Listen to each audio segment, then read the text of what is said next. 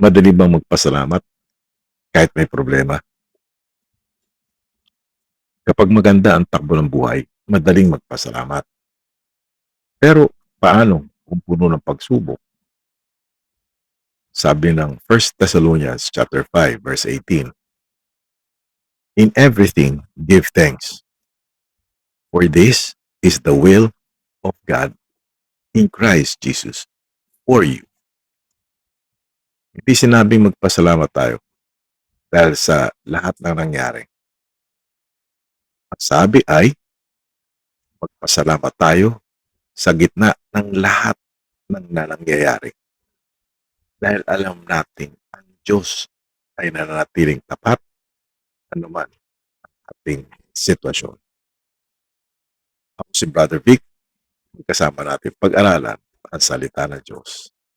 Isang talata sa bawat video. Basahin mo rin ang buong chapter para mas maunawaan ang konteksto ng talatang ito.